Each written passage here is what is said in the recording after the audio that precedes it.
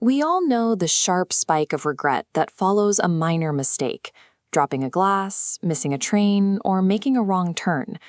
In that split second, the human brain instinctively looks for a rewind button. But physics doesn't offer rewinds. Like the physical flow of the Ganges passing the Varanasi Ghats, time operates on a strict forward momentum. Cause always precedes effect.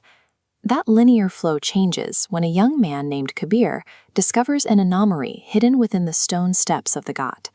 It is an intricate, glowing copper pocket watch.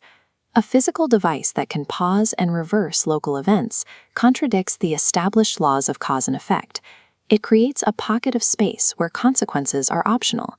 Kabir tests the limits of the device immediately. He grips the dials and forces the internal gears backward by exactly 10 minutes. The physics of his environment instantly invert.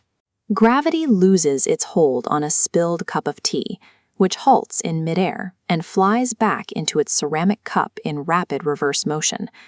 Just outside the radius of the watch, the grand rituals of the Ganga Aarti continue moving forward.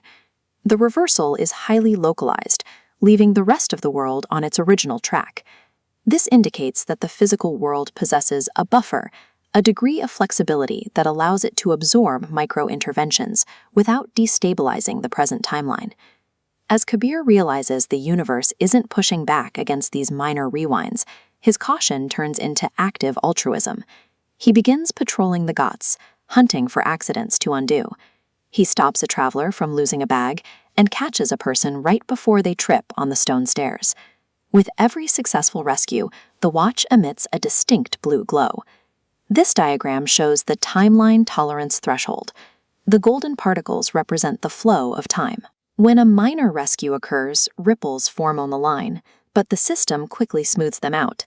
However, frequent interventions generate compounding friction against the natural flow of causality.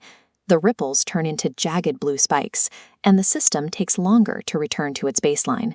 Kabir is blind to this mounting strain.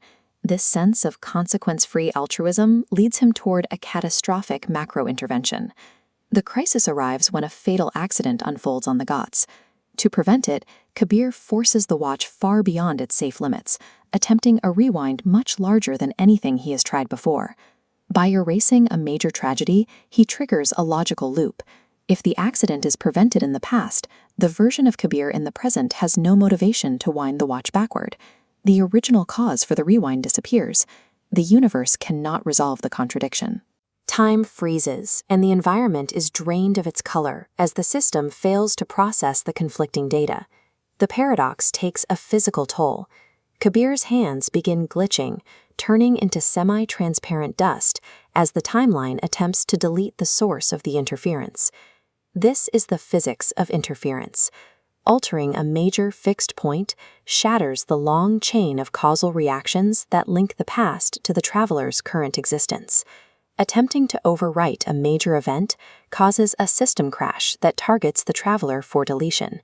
Kabir faces a binary choice: allow the tragedy to unfold as it was meant to, or be erased from existence entirely. He submits to the logic of the timeline. To save himself, he forces the hands of the watch back to the present, releasing the tragedy back into the world. As the logical loop closes, reality restores itself. The timeline stabilizes, color returns to the Ghats, and Kabir's physical form solidifies. He survives by accepting a difficult truth. Ultimate preservation requires surrendering to the forward momentum of cause and effect. To protect the timeline, he throws the watch into the deep waters of the Ganges, where major events, both successes and tragedies, are structurally linked. They form the foundation of our present identity. The desire to rewind the past is built on a logical error. To remove the difficult parts of our history is to remove the very things that made us who we are.